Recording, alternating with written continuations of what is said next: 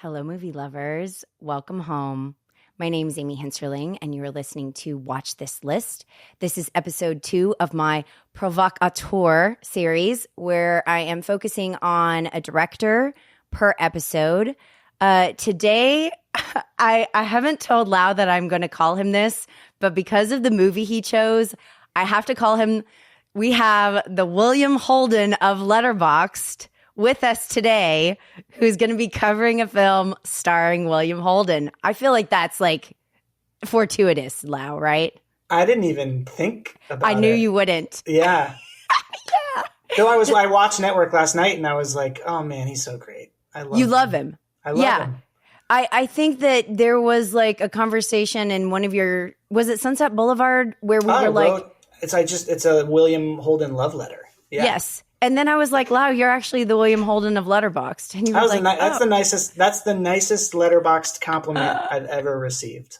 I will take it. It's so true. Maybe not in Network, but William Holden, classic. I don't exactly know what you mean by that, but like, I love it. Whatever. You'll take it. Yeah. So Lowe and I were talking about a couple of different directors that we were thinking of covering. I forget what the other two were. I think there was a female one in there that was it Claire Denis or something? Yeah, Claire Denis, Park Chan-wook. Oh yeah. Well, I mean, like when you sent me the email about provocateurs, provocative filmmakers, my first thought was like, shit, I guess this means kind of like shock value filmmakers, like Boat of Ra mentioned Gaspar Noé, Lars von Trier, filmmakers who like set out to make the viewer uncomfortable. Mm-hmm. And I was like, I don't always love, that's like not my bag. Like that's not my thing.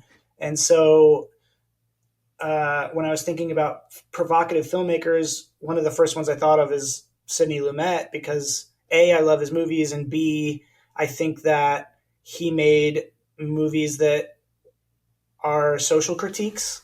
And so he's not just making entertainment. Like his best work, it's Dog Day Afternoon and Network and Failsafe and movies like that. And he's commenting on real world issues and sort of criticizing our institutions in a way that I thought was relatively provocative. So I thought totally that could work.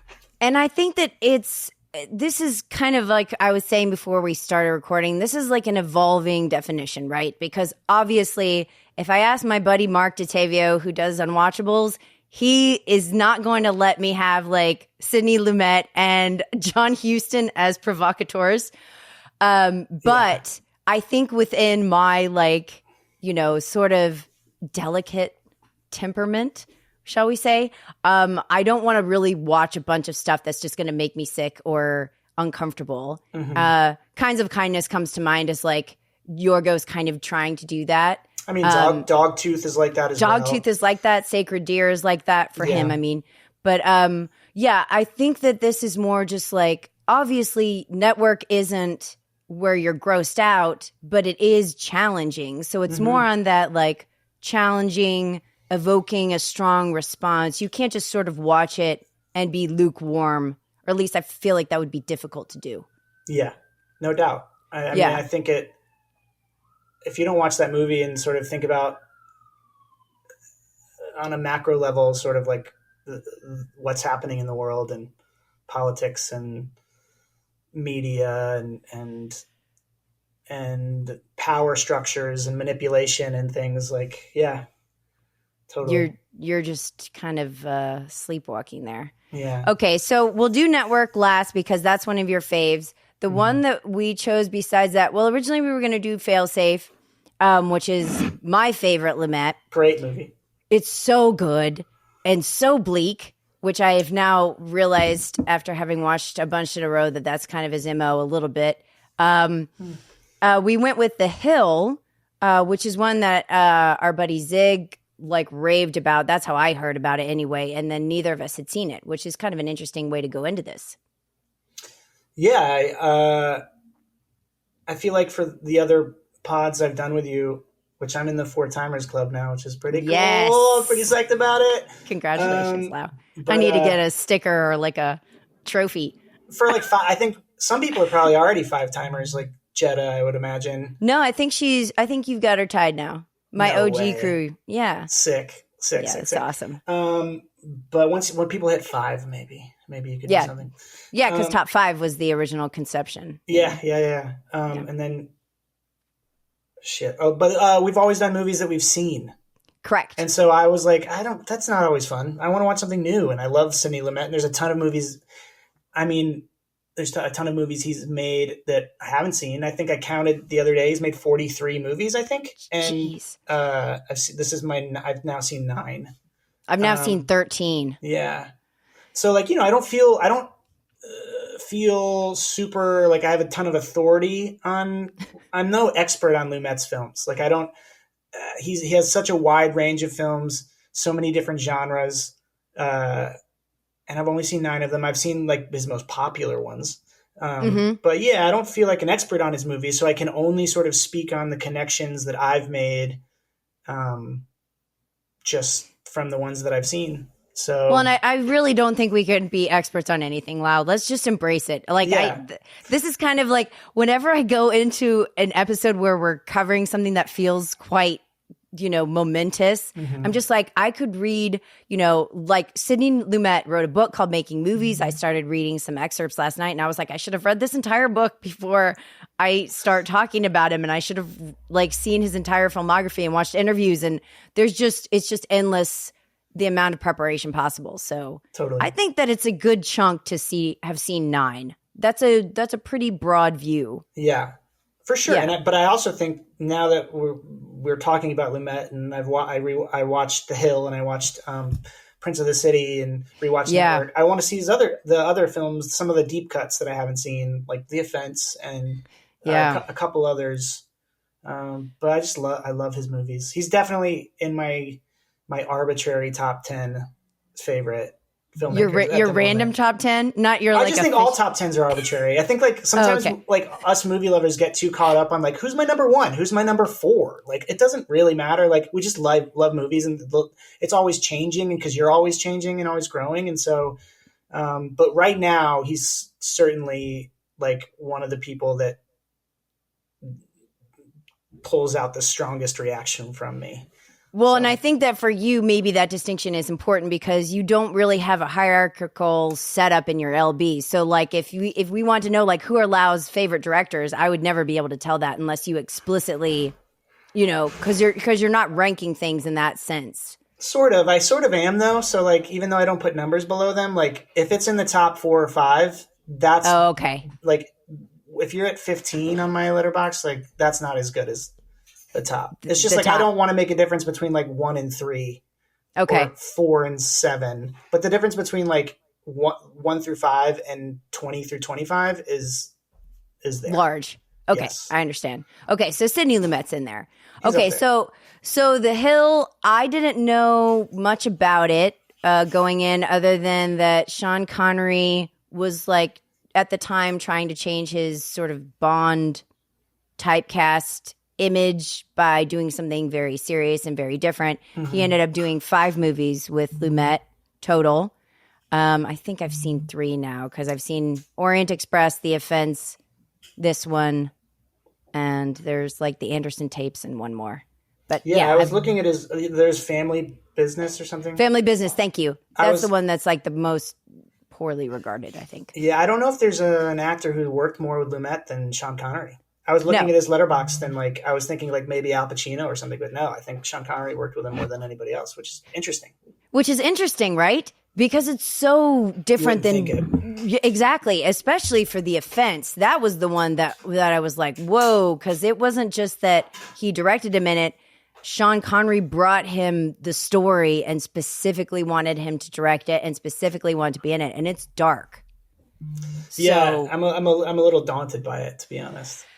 Yeah. It looks the poster looks like uncomfortable, Yeah, and it's like a play. I mean, a lot of these are like plays. He does a lot of plays. Yeah, we should talk about that a little bit. Yeah, we should actually, because 12 Angry Men kicked off the whole thing, and that's he's got that claustrophobic energy in a lot of these, where it just is confined to that one place. Even Murder on the Orient Express feels like a play. Yeah, in a tight space. So. The Hill also, right? I mean, that's like, well, go ahead and set it up for us, just in case nobody's seen it. Okay, so The Hill is a 1965 movie set during World War II and in North Africa, and it's set in a military prison where the guards at this prison have a bit of a ego complex, a god complex. And it's just follows these soldiers. One of them, Sean Connery, who have been sent to prison from the most minor offense of like stealing liquor or going AWOL. Yeah, mostly I think it's for going AWOL. Yeah, or not obeying orders. And in Sean Connery's case, it's for rejecting the order to go into a battle that was almost certainly going to be a suicide mission.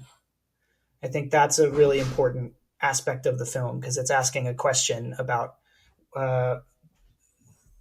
rigid military rules and following orders and when to save your life and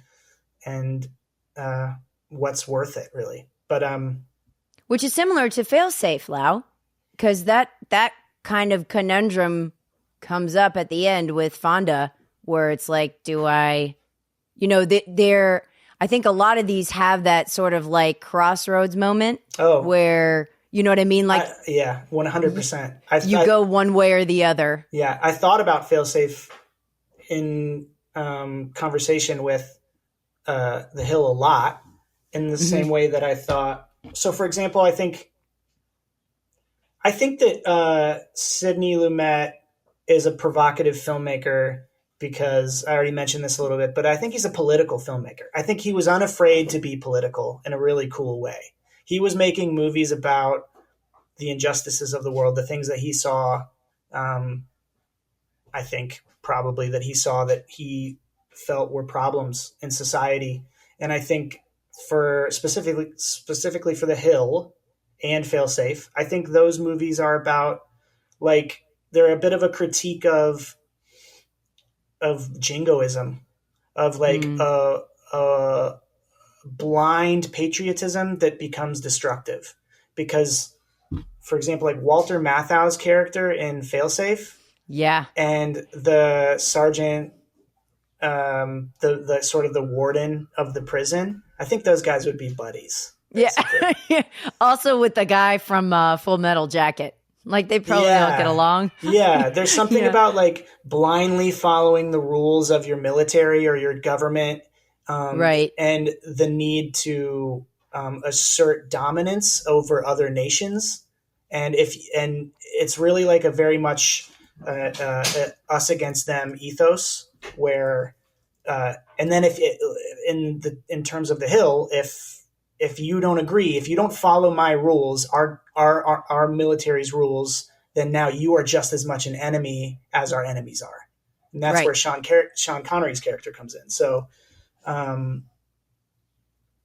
think it's very much a critique of that sort of rigid, warlike foreign policy and military and that sort of thing.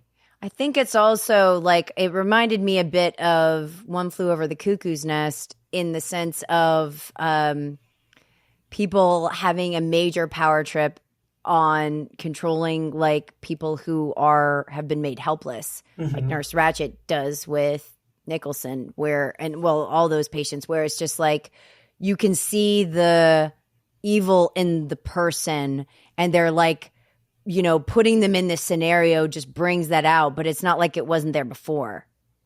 Totally. So that's an interesting question too of like, when you have the militaristic, rigid structure and then you put like potential psychopaths in a position of authority, then they're going to feel justified in acting out on those worse, baser impulses. I think it's a power corrupts thing, right? I think that's true too. I think it's another thing it made me think of was the Stanford prison experiment. Because the people, like, if you've read about that experiment, like the people, they brought in these college students and they made them either a prisoner or a guard. And the guards were often people who, like, in their own lives were considered very friendly and kind and thoughtful and empathetic. But then when they got that power, they went nuts with it, and that revealed an aspect of their personality that maybe they didn't even know they had, or nobody else in their life knew they had. And I was thinking, like, maybe, I forget the Williams, the guard in the really awful guard. The really awful one is Williams, he could have been like a mailman in Birmingham in England before this happened, and never accessed this side of his personality, basically. It reminds me so much. Have you seen The Cremator? No. Okay, the Czech film. That's another film is exactly along these lines, where it's like, if you have someone who's a sociopath or a psychopath, but they're in, like, he's a cremator, right? So he can't harm anybody. But then the movie is about the Nazis finding him and wanting him to be a cremator for extermination purposes. It becomes like a cocktail of personality and circumstance. Yes. Yeah. And that is fascinating, because part of the thinking on that one, and the reason why it's so interesting, just as like a thought experiment, like you're talking about with this experiment, where it's like, if he had never been in such a position, he had like a loving family, he was able to sort of release his shadow side in a way safely. But then, like, you know, when you're in a cult, or when you're like confronted with evil organizations, you become like extremely dangerous. Yeah, I think war becomes a really great vehicle for psychopaths. People who like went in a war situation, maybe if they were in a regular life situation, that it wouldn't be. Yeah, because I read something recently about how, like, there's a lot of sociopaths out there who exist, and like they don't commit murder or anything, but if you put them in the right circumstances, maybe they would.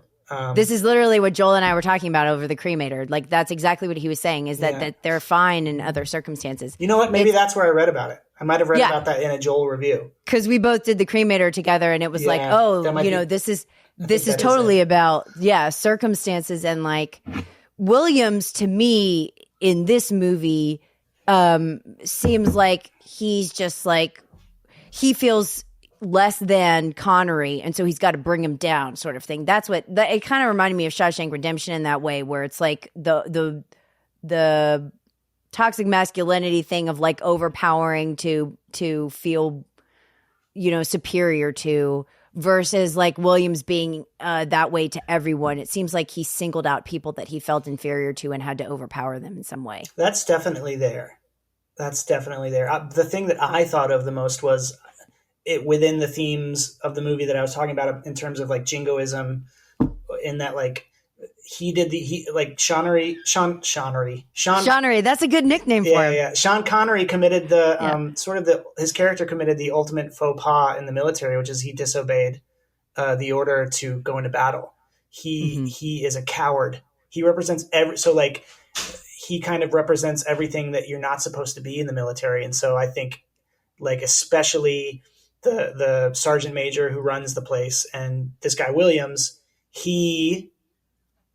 Sean Connery's character represents like everything that they're trying not to be, everything they disagree with, everything that they hate. Even though he's kind of like, if you heard the full story, you may even agree with me. Like, he's kind of in the movie trying to say, hey, you just don't know all the details. It actually wasn't that he was a coward. It's that he's smart and was like able to predict the situation and be like, we're not going to go into this. Like, we're not going to do this. Yeah. Yeah. But they're not going to listen. Yeah.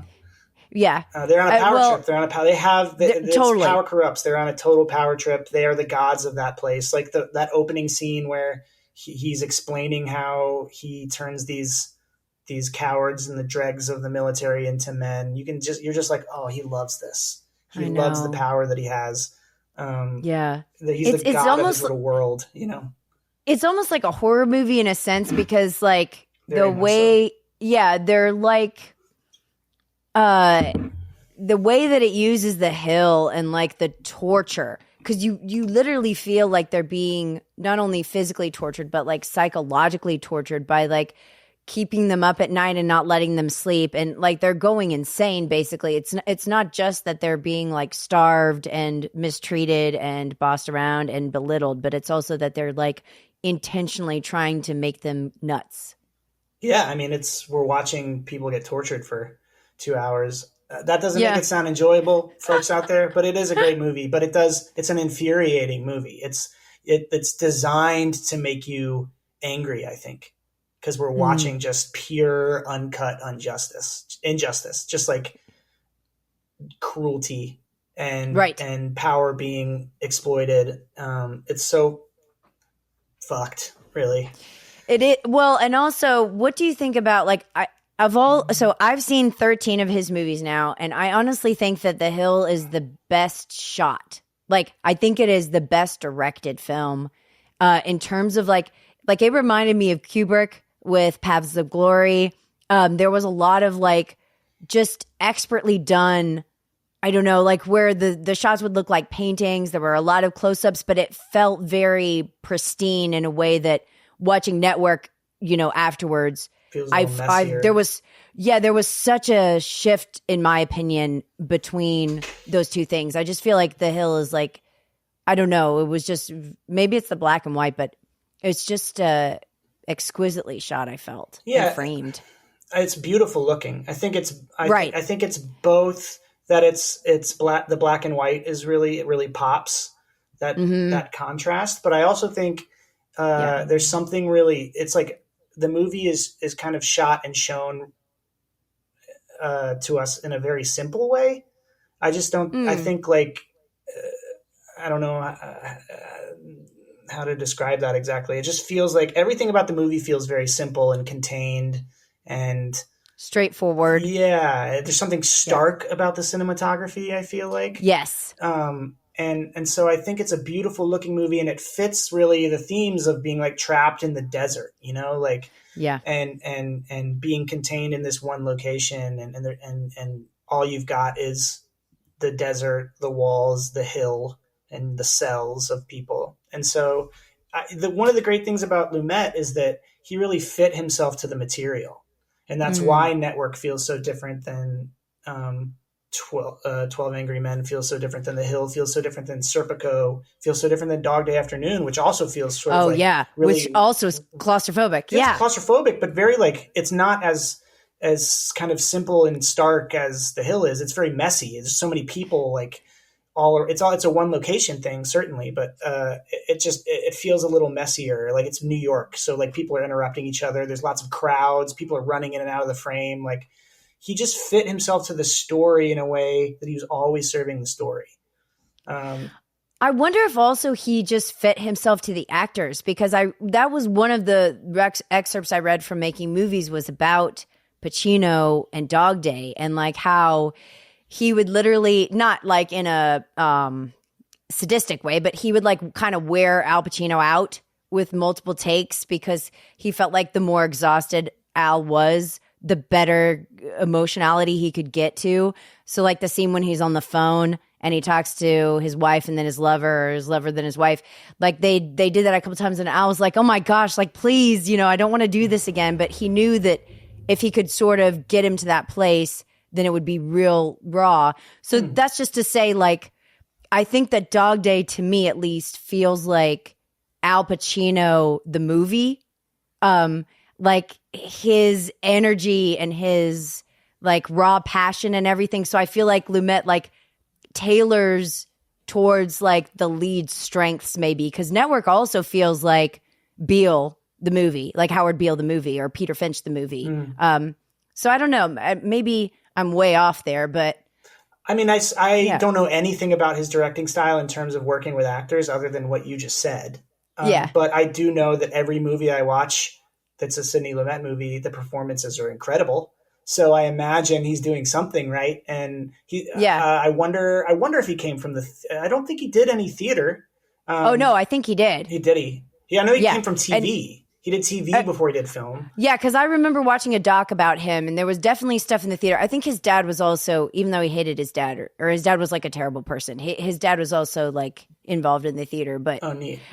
You just remind me of The Verdict too. That's another one where he's got like these like, or The Pawnbroker with Steiger. Like, I bet if I thought about this, like every movie is just like this one dude who's like tormented, or like something is going terribly wrong, and we're watching everything sort of like go center around their tragedy.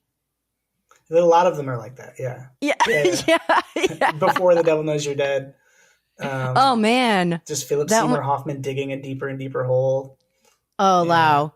Have you seen that one? I haven't seen it, and I probably haven't seen it. It came out in 2006 or 2007, and I haven't seen it since then. I was like in high school or like early college when I saw it. So I remember that it was just brutal, and I remember that Philip Seymour Hoffman, every time like you learn new information, you're like, oh my God, you're in that much trouble?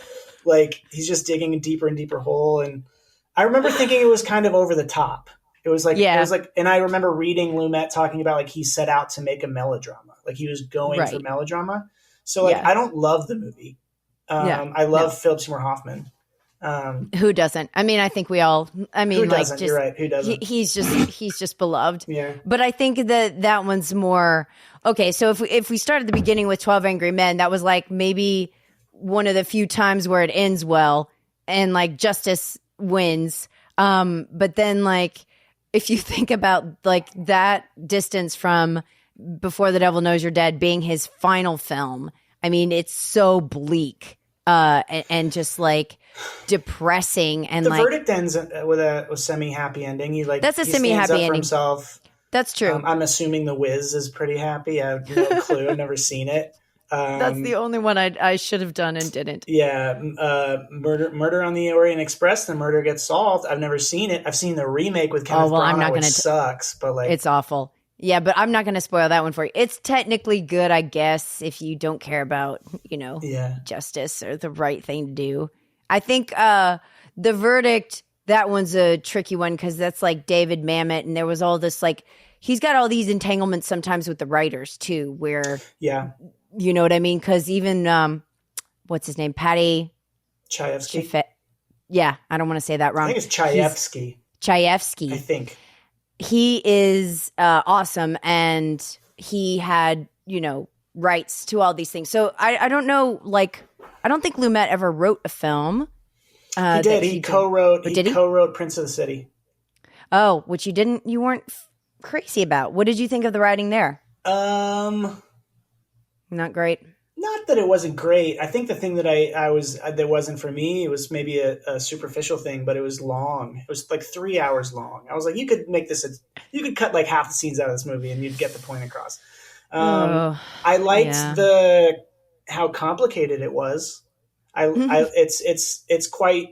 It's relatively nuanced in exploring corrupt policing and how sort of fucked up our justice system is. And I also like that they don't make the protagonist likable. I mean, he's a racist. He's not, but he's also someone who gets in too deep with the government and they don't really care about him either. And like, and you feel for him and his family and what he's put through. And he's sort of trying to do the right thing by, he's sort of like Serpico. It's a little bit like Serpico in that he's ratting out corrupt police officers. He himself is corrupt.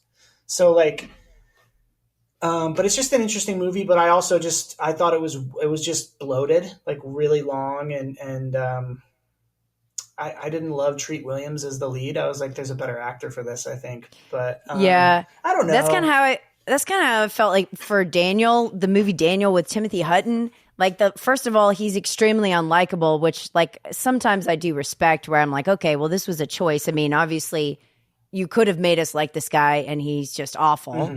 Mm-hmm. But then that one also felt a bit miscast, where I was like, I'm not entirely sure. But he was in another movie with him. He did a few Timothy was with him. Q&A was another one.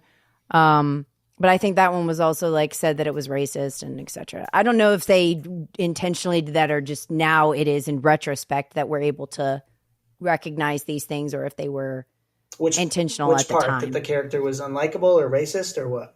That they were racist at the time. Was it like intentional that they were and that was part of their character? Or is it that now when we look back, we have a different, It depends on the movie. I think lens. my personal perspective of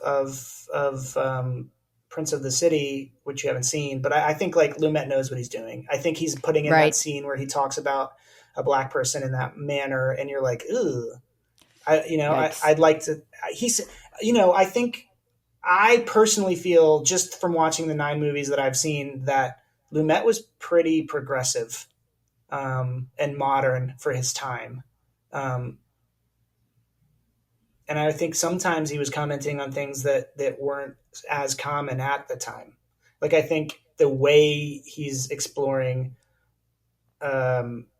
widespread corruption, if not institutional corruption of policing and the Justice Department, is something you would eventually see on like The Wire, Right. And I think that the things he's saying about capitalism in Dog Day Afternoon and Network and our world that's built around like a pure desire for profit and the ways in which that's harmful.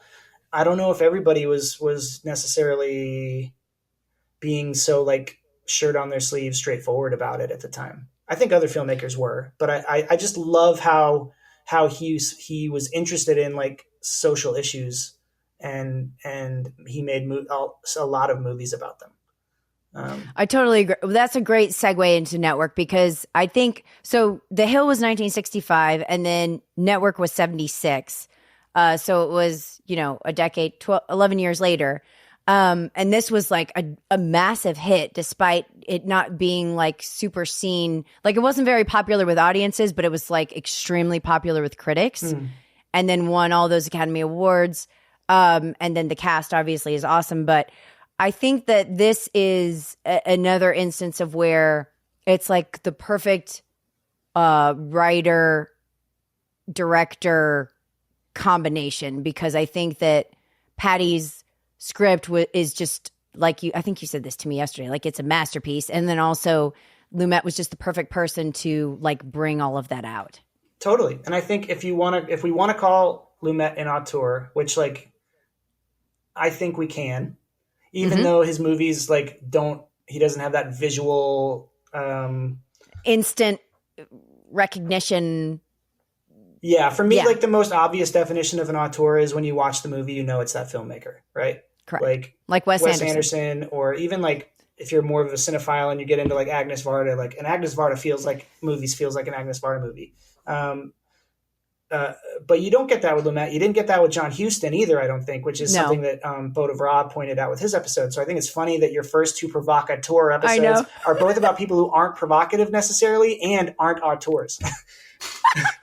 But, thank you, Lowe. It was great to talk to you today. Yeah, see you later.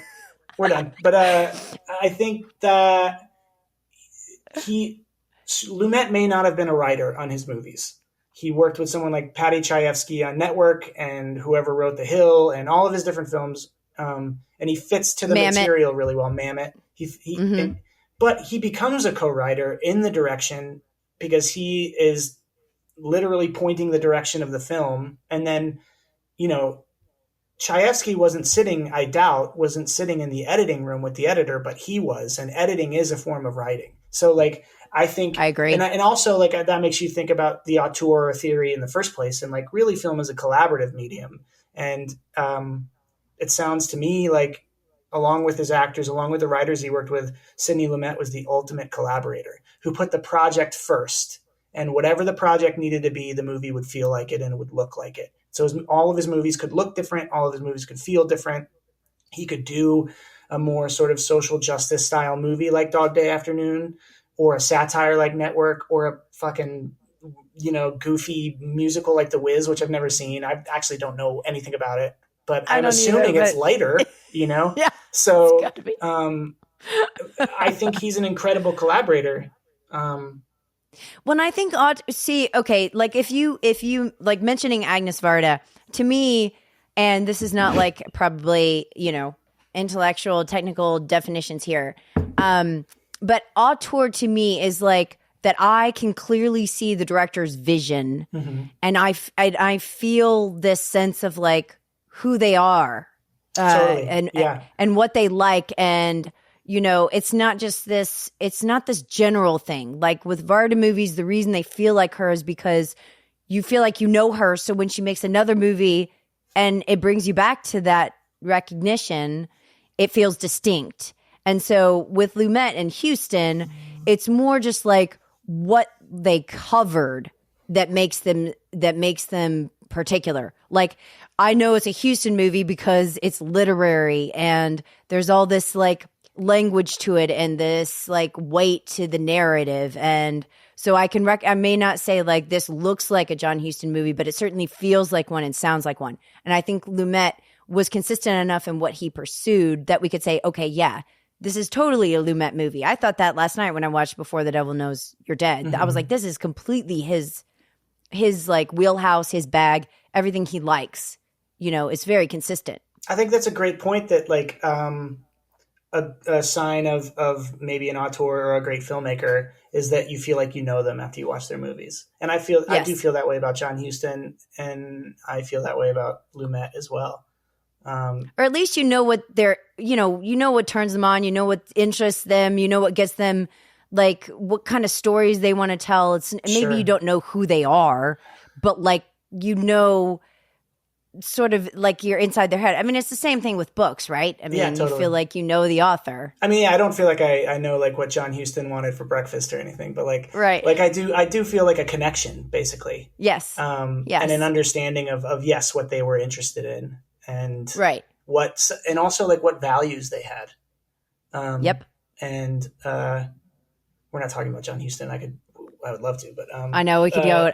Okay, so for Network, Network is timely. I mean, it comes out in the 70s. I mean, there's no cell phones in it or anything. It's obviously kind of a scathing assessment of consumerism and about the media, which it wasn't even close to what it is now. Yeah. As far as the news is concerned, particularly.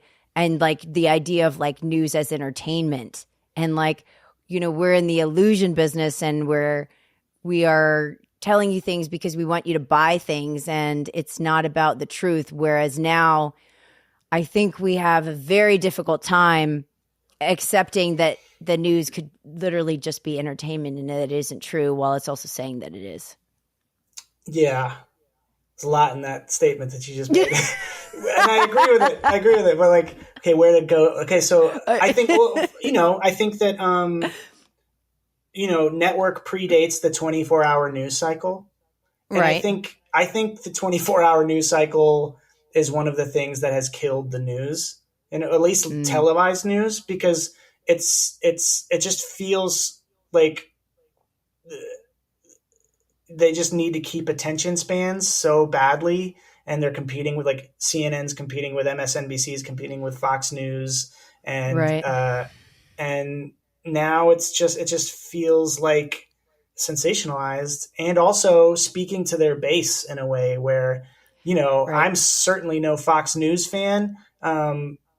As I'm pretty liberal, I would say. But also like, I don't love MSNBC either. It feels they're both just echo chambers for the people who watch. And they also feel both like outrage machines.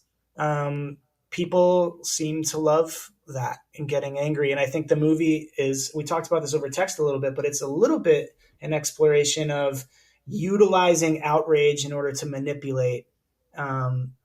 And I think our news often does that, and not just news. Like, I think now Network, you can think about Network and then apply it to social media, to Facebook and Instagram, and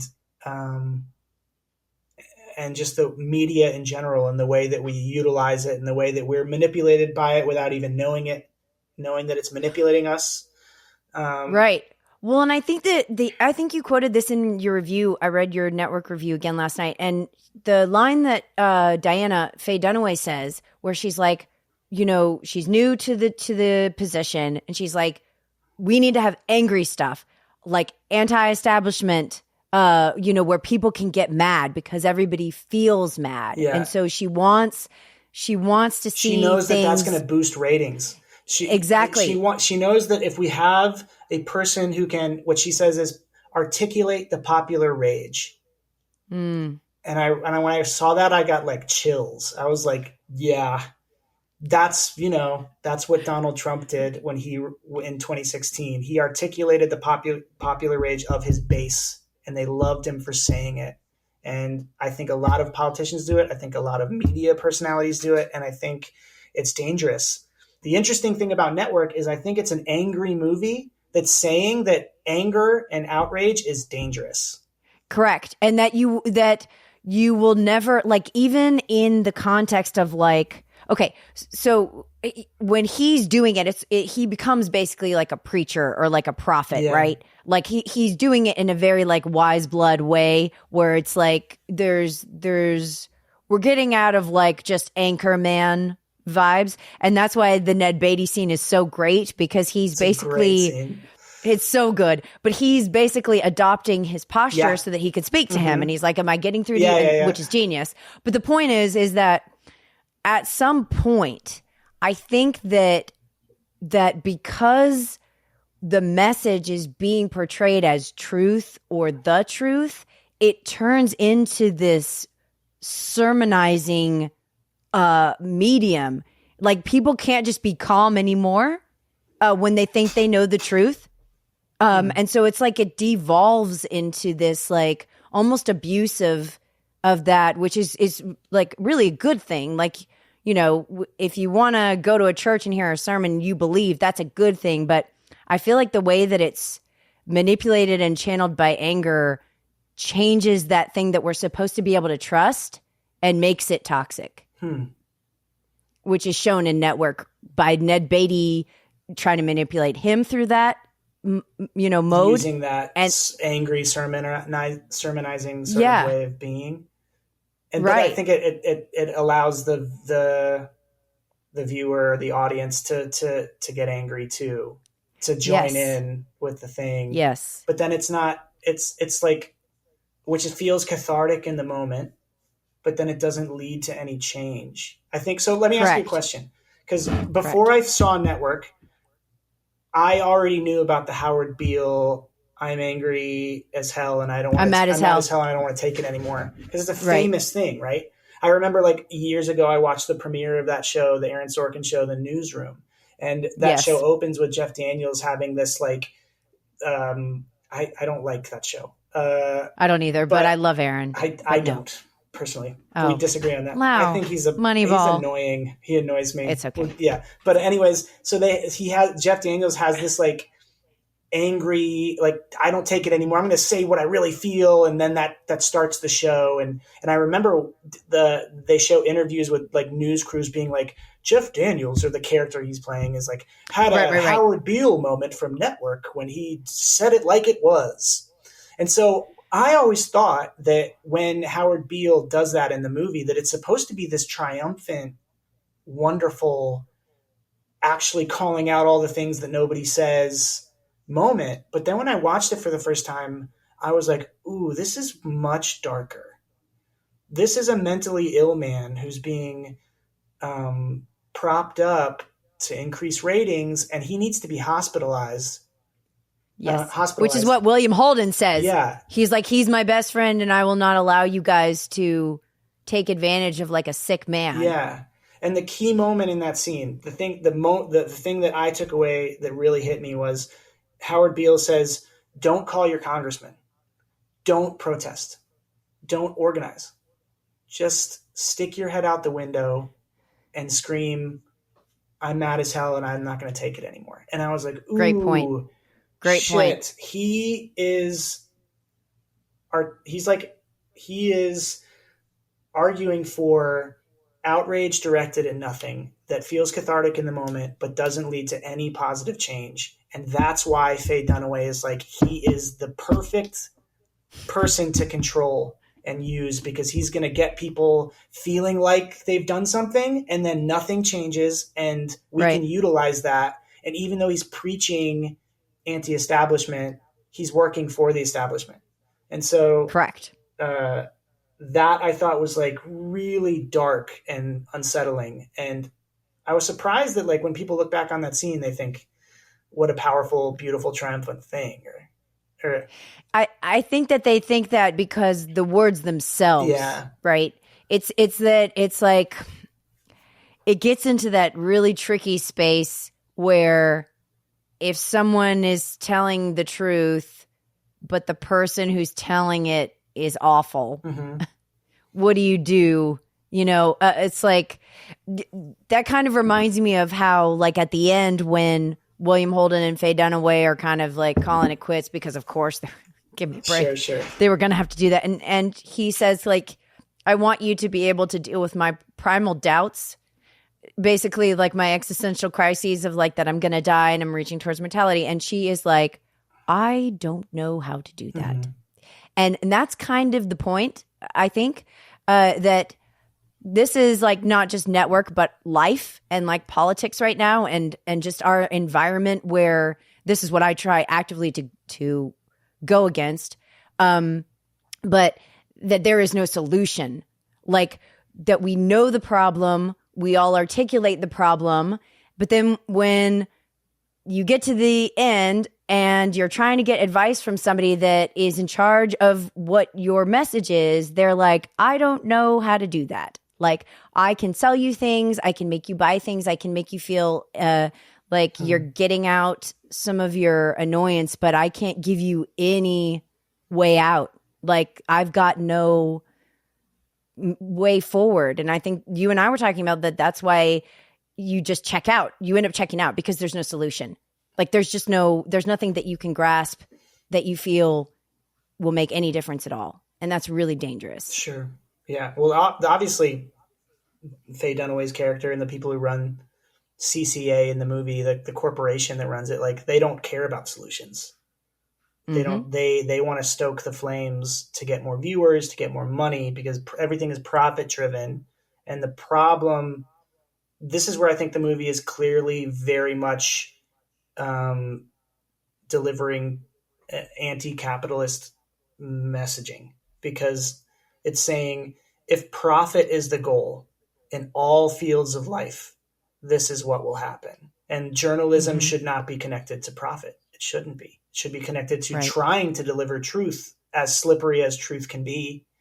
And at the beginning of the movie, before the show changes, Faye Dunaway has this great scene where she sits down and she's like, when I watch your news channel, all I see is sensationalism, this, and this.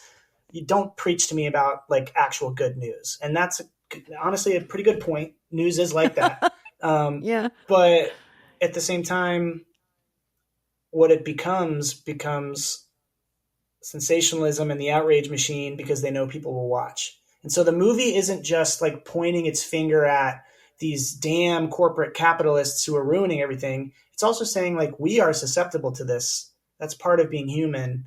But there's no answers that are provided. Not at all. And I think that the Ned Beatty speech is more powerful than the Mad as Hell one, because at least that is the truth, which is that everything comes down to money. Yeah, but and that everything is like corporations, and that there's these like big conglomerates, and that ultimately we're not like really people with like souls and consciences and stuff. It's all commerce and like what people can make. Yeah, I mean, I find that speech really funny. I also find it like horribly cynical. And well, that's true. Yeah. And true in a way, but like some of it's true. I think some of it is like, I don't believe that capitalism and the free market is purely natural in its nature. It's just what we've chosen as the way to do things. That like, I'm no political expert, but I like democratic socialists like Bernie Sanders and people who are interested in social programs and things like that. And I do think there are other ways of living that we just haven't utilized. But the idea that capitalism is the natural order of things is something that I don't necessarily agree with.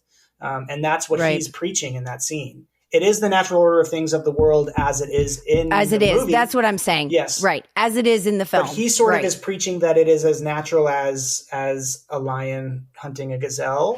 And right. I think it's a really well articulated and loud argument, and really funny when he gives it. Well, it's great in the delivery. And also, I'm just saying, like, what I appreciate about it is that it's kind of reminds me of that scene in The Godfather where it's like, this is strictly business. Like, you're taking this very personally, Mikey.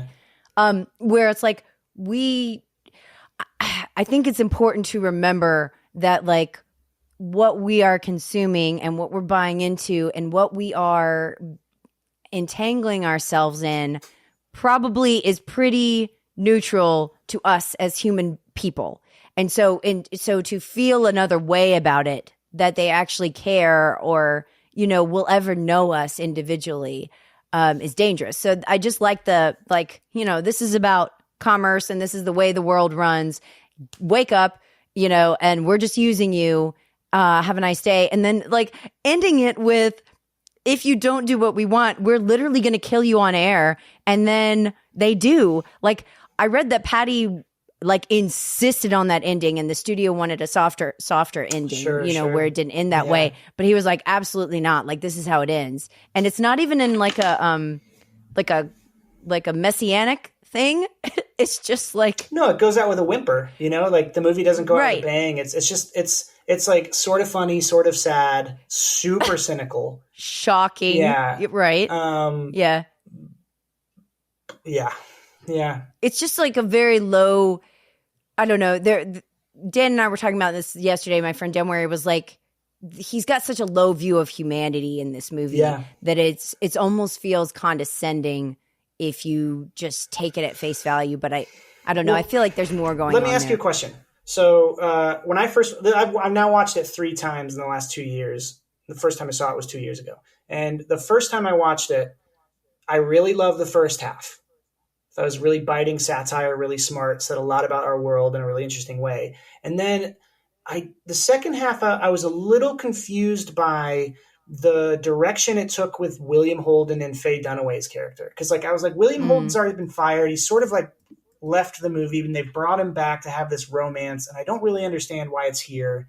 And I wrote it in my Sunset Boulevard review, but I didn't really care for the William Holden part the first time I watched it.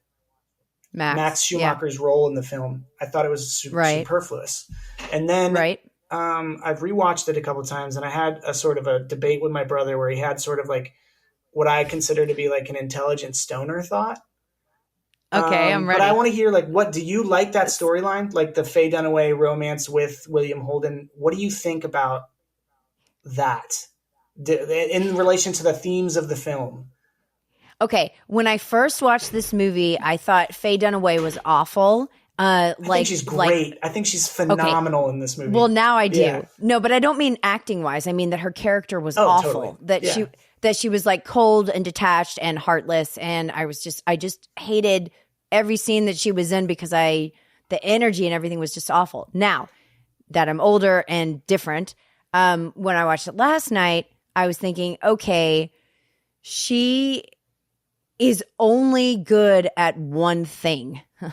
And that's what she says to him at dinner. She is like, I'm bad in bed. I'm bad as a friend. I'm bad as just anything. Like, the only thing that I'm good at is my work. And so I throw myself into my work. And so to me, like, she's kind of not, if there were like a heart of the film, it would be that she, I think, loves television. Like, she doesn't see it as like her job to like help us. Her job is to like entertain and to get high ratings, and whatever way that she can do that, I think she considers a success. But she's not like, a humanitarian or something. She's not like, she's not our therapist. She's not there to help us at all. And so in that sense, it's almost like this pure, I don't know, calling, even though she's terrible in terms of like, yeah. And then Holden, I don't think that he could have been in the movie if he didn't have that relationship. So that just seems perfunctory to me. I don't really see what that does because it certainly doesn't humanize her. Yeah. Okay, so my brother's like stoner thought, which now I love, and I think maybe might be a thing, but Patty Chayefsky and Sidney Lumet are dead, so we'll never know. We'll never know. Okay, I'm ready. But so my brother watched it, and he was like, the first half of the movie is Sidney Lumet and Patty Chayefsky and the filmmakers pointing the finger a lot. They're saying, hey, look at this injustice. Look at this corporate injustice, bullshit, Robert Duvall's character. Look at the bad guys. We're not the bad guys. Look at the bad guys and what they're doing to us with their manipulative, exploitative, sensationalized news. And we can watch and go, yeah, that's right. You know, like they are doing this to us, you know? Mm-hmm. But my brother's point was like, at one point, William Holden literally says that Diana Christensen is television incarnate. Right. And she is someone who, like, she's not seemingly all that interested in sex. She's not, when they go to dinner, he says, what do you want to eat? And she says, I'll eat anything. I'll eat anything. She devours everything, for one thing. But she doesn't care about food. All she cares about is her work. He kind of describes her in a way that she's sort of inhuman. Like, she doesn't have the normal human emotions that the rest of us do. So in that way, she really does sort of represent TV. She represents what is now Fox News and what is now all of these different super sensationalized, manipulative, exploitive media that we have in the world. So if she represents TV, Max Schumacher represents us. The audience. He's the human being in this scenario, and there's a real love between them. And if it's not love, like, he has been totally seduced by her the same way that we are seduced by when we stare at the screen and we watch the news and we get outraged and it's portrayed in a more empathetic way. It's like, we're humans, we are flawed, we can't resist this. Like, the movie isn't just look at what these people are doing to us. We are susceptible to it. We are a part of this equation. And and it's a pretty dark thing to say, you know, like, the movie is like, look at you, like, Beale is up on the stage being like, turn the TV off, you dummies, you guys eat this shit up, you know? Right. And that's more of a mean-spirited way of saying it. But I think the more empathetic thing that we see through Max is that we kind of can't help ourselves. We're just flawed, and it's really hard to resist the bright lights of the television and the sensationalized news and the outrage machine. And maybe there is a way past it. We don't know what it is, but there's a beautiful, beautiful, flawed aspect of his love for her, which my brother thinks is our humans' love for the media that we consume. You know what, though, Lau? I would almost take this a step further. I like this a lot. And then I would almost say that, like, if she's TV, Max is us, the audience, that his wife is like our conscience, because she's the one who says, like, why do you like this person? Does she even love you? And he's like, I don't know. I don't even know that she's capable. Like, she is literally the only person in the entire movie who seems to care genuinely for someone else and is like, hang on a second. Like, I'm here, you know, I've been with you for this long. Like, what are you getting yourself into? Why are you attracted to this person? You know, and he even says, like, we're doing like the second act of a play here where like the husband who left is, you know, saying his reasons. But I'm just saying, like, maybe I love that scene. I think that it's the most emotionally affecting scene with the wife, and she won an Oscar for it, and she's in it for like 5 minutes. But it's very powerful because I think she's the only person who's saying, hold on a second, like, what are you doing? What are you attracted to? Like, maybe you should think about this. Like, what's really going on here? And he says he doesn't say he loves her when she asks him. He says that he's obsessed with her. Yeah. So I don't know. I like that analogy, but I think I like it even more if I think of, like, that he's trying to give us a clue into ourselves that's even further outside of ourselves. You know, like we're not able to, we need help, like assessing our drive or like pull towards it. Sure. Yeah. I like that. I like the idea that she's sort of the conscience of the thing. That well, I think one thing that's complicated is like the movie poses a lot of questions, and says like is very critical of things, but it poses like no answers. It seems, and it's very dark about humanity and maybe. But then, yes, there is something about there is like a decency in her, especially, and in him, even though he's kind of a jerk with her. You know, he's like, I know. It doesn't matter what you say, I'm leaving you, you know? Yeah. Yeah. But she said, and then she says, you're in, my favorite line is, you're in for some dreadful grief, Max. Yeah. But then also that she's like, I'm not going to make it easy for you or whatnot. And then at the end, he's like, oh, I may go back or whatever. So I feel like Max is going to be okay. Yeah. Nobody else is going to be okay. But I think that if anybody learned their lesson or a lesson at all, it was him. Sure. And then he's also disconnecting from, he's turning the TV off when he leaves that apartment, you know? And so he's like, I'm your one lifeline to like being a human person. Yeah. I think the only answer is compassion and connection and him trying to go back to his wife and trying to repair that is that. Even though he fucked up, but we all fuck up. Everybody fucks up. We like,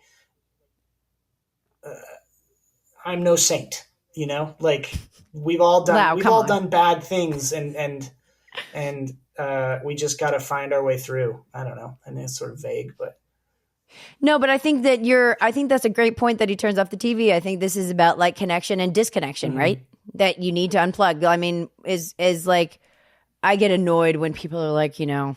Not annoyed. I know people have good reasons, but like the whole thing of like unplugging and, you know, for your own sanity to get away from these things. It's like, okay, obviously we can be consumed pretty easily if it's like the only solution sometimes is to literally disengage entirely. Not just like a little bit. What do you mean? Like when people stop responding to messages and stuff?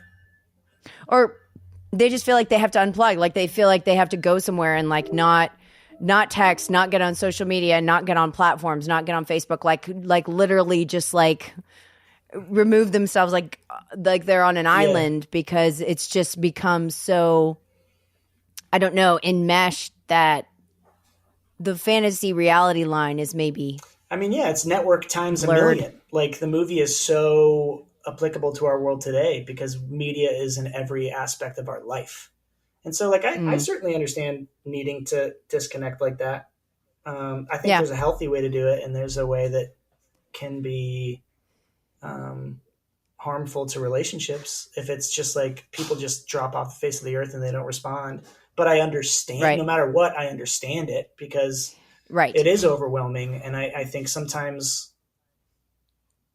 you know, I won't lie. I disconnect from the news cycle every once in a while because it depresses me a lot. And so like sometimes I get mad at myself for not being as informed as I should be. And I want to be a responsible citizen of my country. But at the same time, like sometimes I need a fucking break and like it's constant bad news. So, and I just need to look after myself. I need to look after myself. So I do. I understand that. And I think that you're probably emblematic of most totally. Of us. I think it's such a universal thing right now. Right. And I think that this just, again, gets back to the lack of a solution because if we were, you know, bombarded and confused and felt inundated, but then we knew the way out and we felt like there was a solution or where the problem could be mitigated, then that overwhelmment would be alleviated. It's just that it's instead of it being alleviated, it's like encouraged and exacerbated. Like it's like, you know, they get attention and likes and clicks and all that from getting us riled up, not calming us down or making us feel more at peace. So, And there's just so many, and then there are some people who offer answers, but I'm always wary of those people. And here's the way. It's tricky. Yeah. So it's like, it's hard to know what to trust and what to listen to and what to do, the right thing to do. So it's always been a hard question as long as humans have been alive. But I think with the internet and with media and the million voices, it's even murkier. And so it's just a very complicated thing. And that's a very Lumet idea, because before the devil knows you're dead, especially, like, he walks out into the light at the end, the dad, but you don't get this sense that there's light anymore. After he does what I think he does. Right after. Yep. I remember. Yeah. So it's like Lumet was definitely struggling with some questions there that didn't have like answers, and I think that but I appreciate that he was willing to ask the question. That's what I was about to say. Right. And maybe that's what makes him a provocateur is absolutely. That he wants to ask them, and he wants to challenge us to think about these things. What better filmmaker to leave the theater with a friend and go and sit in a cafe and talk for an hour about what you just saw and how it made you feel and what it says about your world. I think that's what Network is absolutely that. Again, Paddy Chayefsky wrote it and it's from his mind, but Lumet was the most important of collaborators. And then when you look at his body of work, you realize he was doing this constantly. From his very first film, from 12 Angry Men, all the way, until the end, I guess. So, he's the best. Awesome. Yeah. Well, Lau, I hope that we did Lumet justice. This was just a pleasure. I watched a bunch of movies in a row, and I felt very edified, even though his final shots are often like, well, I probably need to watch a Marx Brothers movie right now. But I appreciate it. I think this was a great choice. And if everybody hasn't seen The Hill, certainly watch that. It's really good, stays with you, and then, of course, Network. Totally. But it was a pleasure speaking with you, Lau. Thanks for having me on. Thank you so much, and we'll see you at the movies.